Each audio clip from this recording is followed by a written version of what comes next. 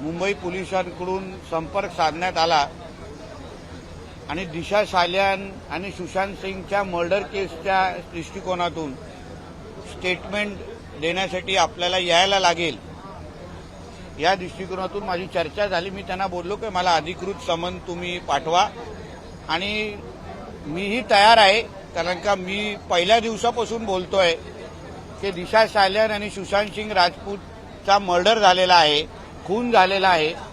8 जून आणि 13 जून ह्या 2 तारखेच्या बाबतीमध्ये जी माहिती माझ्याकडे आहे, जे लोक ह्याच्या मागे आहेत, आज मीर शाहच्या नावाने भात दिंडवडे पेटले जात आहेत, पण अशाच पद्धती बोलले जात आहे की मर्डर चार्ज लावा, पण जे मर्डर चार्ज मागणारे जे लोक आहेत त्यांनी स्वतःनी जे 8 जून आणि 13 जूनला जे मर्डर केले आणि जे लपवायला प्रयत्न केला, दिशा सालियान सारख्या एका हिंदू मुलीचा ज्या पद्धतीने गँगरेप करून मर्डर केला गेला, अशी जी माझ्याकडे माहिती आहे, जे पुरावे आहेत, जे विटनेसेस आहेत, त्या 8 जूनच्या मुळे 13 जून त्याची सुशांत सिंग राजपूतची मर्डर झाली, या सगळ्या बाबतीमध्ये जी माहिती माझ्याकडे आहे, जी पहिल्या दिवसापासून मी बोलतोय की ही माहिती मी संबंधित एजन्सीकडे देईन, पुरावे त्यांच्याकडे देईन, त्याच्याच अनुसार ह्याचे जे मर्डरर आहेत, जे आरोप आहेत, जे आजही मोकाट फिरतायत,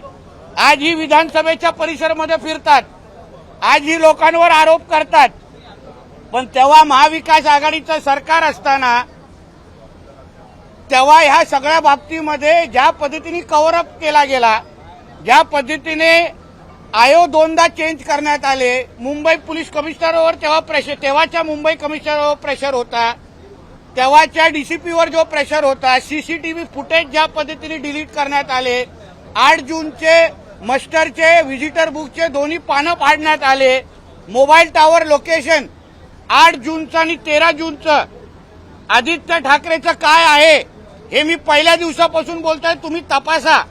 आमचं म्हणणं आहे की 8 जून आणि 13 जूनच्या ज्या दोन्ही ह्याच्यामध्ये आदित्य ठाकरेचा हस्तक्षेप आहे, तो तिथे उपस्थित होता त्या पार्टीमध्ये, आणि 13 जूनमध्ये तेव्हा महाविकास आघाडीचं सरकार होतं, वडील मुख्यमंत्री होते, तेव्हा ह्या सगळ्या गोष्टी लपवण्यात आल्या। पण आता मुंबई पोलिसांकडे जी काय माहिती मुंबई पोलिसाला पाहिजे, जी सत्य पाहिजे, सत्य माहिती पाहिजे, ती सगळी मी द्यायला तयार आहे। ह्याच्या अगोदर पण महाविकास आघाडीच्या काळात मला आणि सन्मान्य राणे साहेबांना इन्क्वायरीसाठी बोलवलं गेलेलं, तेव्हा दिशा आणि सुशांत सिंगचा खून कसा झाला हे त्यांना माहिती घ्यायची नव्हती, पण पुरावे तुमच्याकडे काय आहेत ते पुरावे आम्हाला द्या। आणि तेव्हा सातत्याने तिथून मातोश्रीवरून त्यांना कॉल येत होता, ते आम्हाला जाणवत होते, मी स्वतः काही गोष्टी तेव्हा बघितल्या होत्या। तर या सगळ्याची जी काही लपवाछुपी त्यावेळी झाली, आदित्य ठाकरेला वाचवण्याचा जो काही प्रकार झाला, या सगळीची जी सत्य माहिती आहे ती आता मी मुंबई पोलिसांच्या एसआयटीच्या समोर मी देणार आहे। मला ही माहिती आहे जी कानावर आलेली आहे की एसआयटीला बरेपैकी पुरावे सापडलेले आहेत की 8 जूनला कुठल्या पद्धतीने दिशा सालियान बरोबर गँगरेप करून तिचा खून करण्यात आला, 13 जूनला सुशांत सिंग राजपूतला कसं मारण्यात आलं, मर्डर करण्यात आलं, या बाबतीचे मोबाईल टॉवर लोकेशन हे सापडलेले आहेत, काही पुरावे सापडलेले आहेत, आदित्य ठाकरे कुठे त्या दिवशी 8 आणि 13ला होते ह्याचाही मोबाईल टॉवर लोकेशन पोलिसांकडे आलेलं आहे। म्हणून ह्या केसला अजून मजबूत आणि बळकटी आणण्याच्या दृष्टिकोनातून माझं जे सहकार्य लागेल, जेणेकरून दिशा सालियान आणि सुशांत सिंग राजपूतला न्याय भेटला पाहिजे, अशा पद्धतीचे तरुण मुंबईमध्ये महाराष्ट्रामध्ये पोटापाण्यासाठी येतात, नाव कमावण्यासाठी येतात, आणि अशा पद्धतीने त्यांची अगर निगरून हत्या करण्यात येत असेल आणि कोणतरी बडे बाप का बेटा आहे म्हणून, माझे वडील मुख्यमंत्री आहे म्हणून मी सगळ्या गोष्टी लपवू शकतो। मला आठवतं 72 दिवसाच्या नंतर सीबीआयला एंट्री करण्यात दिलेली, 72 दिवसापर्यंत कोणाला सीबीआयला इथे प्रवेश दिले गेले नव्हते।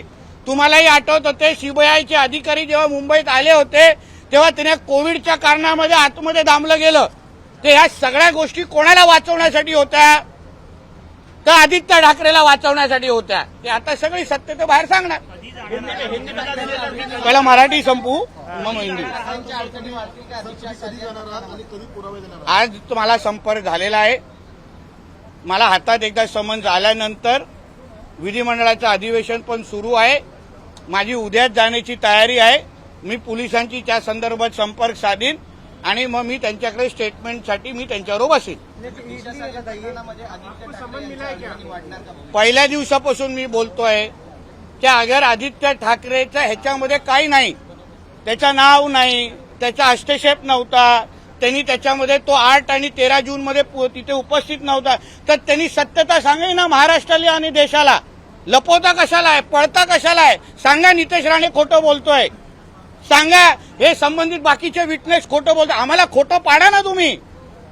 मी बोलतोय मोठा, मला खोटं पाडा. मी जे बोलतोय ते खोटं असेल तर त्यांनी येऊन सांगावं की नितेश राणेचे हे सगळे गोष्टी खरं खोटे आहेत. 8 जूनला मी इथे होतो, 13 जूनला मी इथे होतो. मला आठवतं नागपूरच्या अधिवेशनामध्ये त्यांनी सांगितलं की 8 जूनला काहीतरी माझे आजोबा आजारी होते. अरे पण त्याचे आजोबा 14 जूनला वारले आहेत. 8 जूनला त्याचे आजोबा जिवंत होते.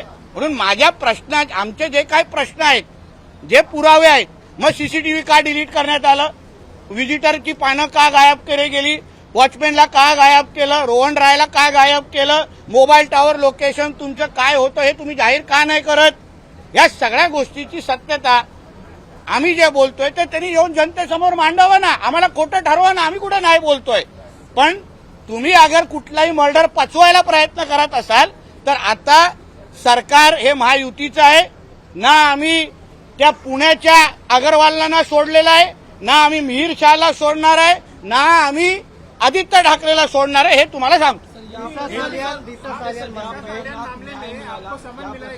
5 मिनट रुको, मैं किधर भाग रहा है, बांध के रखा है इधर. त्या प्रकरणात शेवटचा छडा लागायला उशीर झालाय का, न्याय मिळायला बघा, एक लक्षात घ्या, justice delayed is not justice denied. Please समजून घ्या. मला आता सरकार जेव्हा महाविकास आघाडीचं होतं, तुम्ही सांगा आजपर्यंत दिशा सालियांचा फायनल पोस्टमॉर्टम रिपोर्ट काय आहे हे कोणाला माहिती आहे? का सांगत नाही त्याचा फायनल? प्रिलिमिनरी जो पोस्टमॉर्टम रिपोर्ट होता त्याचे फाइंडिंग्स काय होते? प्रथम दृष्टिकोनातून बलात्कार झाला असं सांगितलं होतं त्याच्यावर. तो फायनल पोस्टमॉर्टम रिपोर्ट दाखवा ना, सत्य सांगा ना. लपवता कशाला, लपता कशाला आहे? तुम्हाला अगर वाटतंय नितेश राणे आणि अन्य लोक खोटं बोलतायत ना, तर येऊन तुम्ही महाराष्ट्राला खरं सांगा की 8 जूनला मी इथे होतो, 13 जूनला मी असं होतो. लपवालपी काय चाललंय? तर मला वाटतं आता न्याय मिळण्याची वेळ आलेली आहे.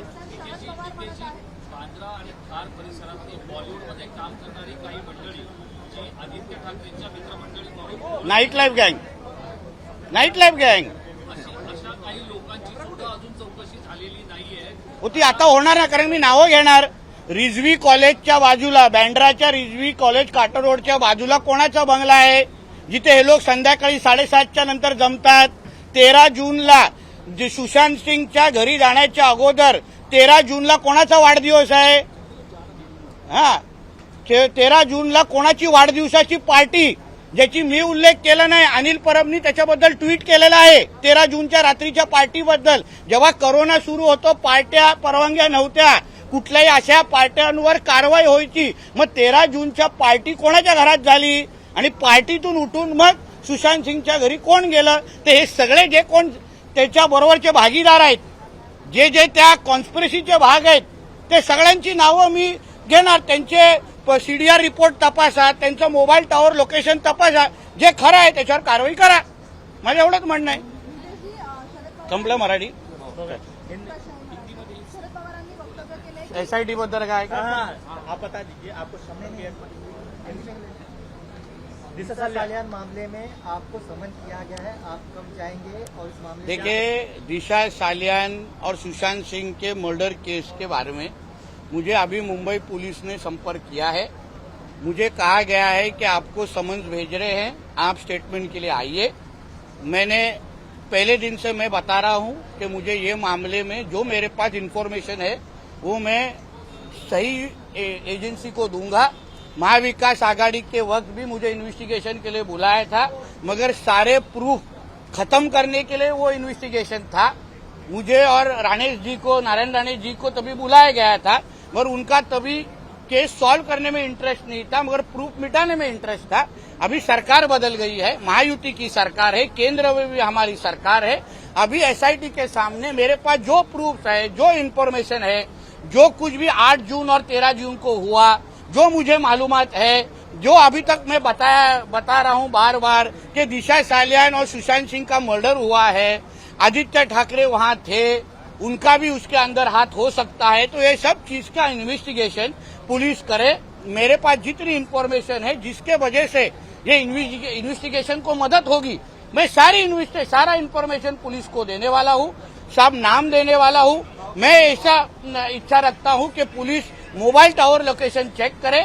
8 जून को आदित्य ठाकरे का मोबाइल टावर लोकेशन क्या था, 13 जून को रात को आदित्य ठाकरे का मोबाइल लोकेशन क्या, टावर लोकेशन क्या था, उसका जो मैंने अभी तक एलिगेशन किया है वो सब का इन्वेस्टिगेशन पुलिस करे। आप जिस तरह से कह रहे हैं कि उस वक्त सरकार दूसरी थी, परमवीर सिंह उस वक्त पुलिस कमिश्नर थे, तो क्या उस वक्त आपको उनकी तरफ से कोई संदेश या मैसेज नहीं आया था? कोई मैसेज नहीं आया।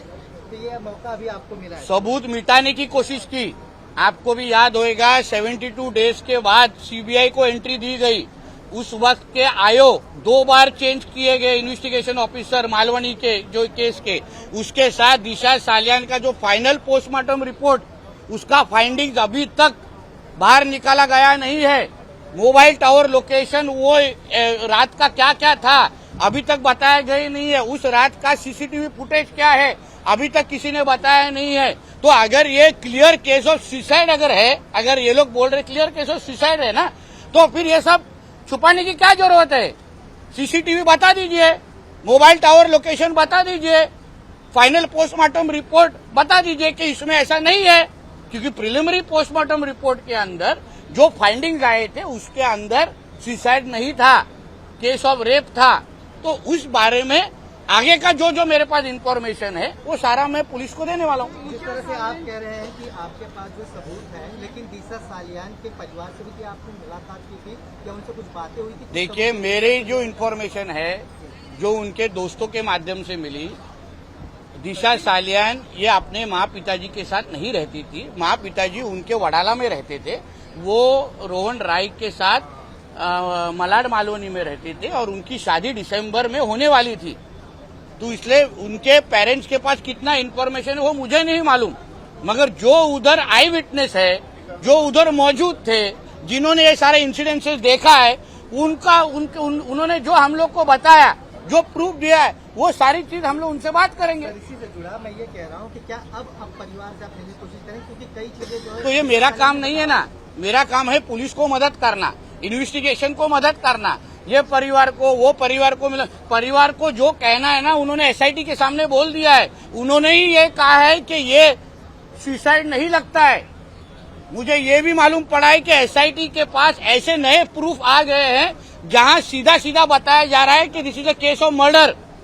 तो अभी आने वाले दिनों में देखिए होता है क्या। दिशा सालियान के केस में आदित्य ठाकरे जी के ऊपर में कार्रवाई होगी या केस? मैं ऐसा चाहता हूं कि ये के दिशा सालियान सुशांत सिंह केस में आदित्य ठाकरे को अरेस्ट किया जाके करके उसका इन्वेस्टिगेशन होना चाहिए, क्योंकि बाहर रह के वो सारे एविडेंसेस को मिटा सकता है जो अभी तक कर रहे, सारे विटनेसेस को प्रेशर डाल सकते हैं, क्योंकि वो एक पावरफुल पोजीशन पे है। तो मैं ये चाहता हूं उनको अरेस्ट करके उनका इन्वेस्टिगेशन होना चाहिए। हिट एंड रन केस की तरह ही ये केस दबी जाएगा? देखिए, ऐसा है, सरकार बदल गई है। जो न्याय अग्रवाल को लगा, जो न्याय मिहिर शाह को लगा, अभी वही न्याय आदित्य ठाकरे को लगेगा। संजय राऊत यांनी टीका केली आज मुख्यमंत्री देवेंद्र फडणवीस यांच्यावर. राज्यातील कायदा सुव्यवस्थेवर त्यांनी हल्लाबोल केला. ते म्हणाले की देवेंद्र फडणवीस हे युजलेस आहे. ज्या शब्दात असा आहे ना, ज्याचा स्वतःचा मालक उद्धव ठाकरे स्पाइनलेस असेल त्याला दुसऱ्यांना युजलेस बोलण्याचा अधिकार नाही. आणि देवेंद्र फडणवीस जी किती युजफुल आहेत हे संजय राजाराम राऊतला चांगलं माहिती आहे. कारण का काही गोष्टी अगर आम्ही लोकांनी तोंड उघडलं ना, तर मग ह्याला पण तोंड दाखवण्याची जागा राहणार नाही. म्हणून लायकीत राहा आणि तेवढंच बोला, एवढं सांगेन त्याला. स्पाइनलेस तुम्ही यासाठी म्हणले का हिंदुत्व सोडलं तो म्हणजे त्याला रीढची हड्डीत नाही असं मला, म्हणून मानेचा पट्टा लावायला लागला. कारण का वाकण्यामध्ये त्यांनी पीएचडी केलेली आहे माणसानी. मराठा आणि ओबीसी बद्दल स्पष्ट भूमिका घ्यायला ह्याला हिंमत नाहीये. म्हणून या सगळ्या बाबतीमध्ये 100 कारणं देऊ शकतो का उद्धव ठाकरे स्पाइनलेस आहे. एक पुस्तक लिहू शकतो छोटा. सर, दुसरी गोष्ट शरद पवार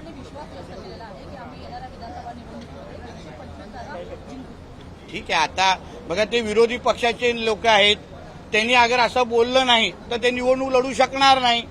समजलं, म्हणून त्यांना बोलून दे. त्यांना आम्हाला आमचा आत्मविश्वास आहे ना, आम्ही काय केलेल्या कामाच्या जोरावर आमचं सरकार परत येत आहे, सरळ स्पष्ट आहे. म्हणून ते तसं बोललं नाही तर आमदार पण आजूबाजूला राहणार नाही. कारण आमचे महायुतीचे 9चे 9 निवडून येत आहेत. उर्वरित गेम कोणाचे होणार याच्यावर तुम्ही उद्या रात्री ब्रेकिंग न्यूज चालवा. एबीपी माझा, उघडा डोळे बघा नीट.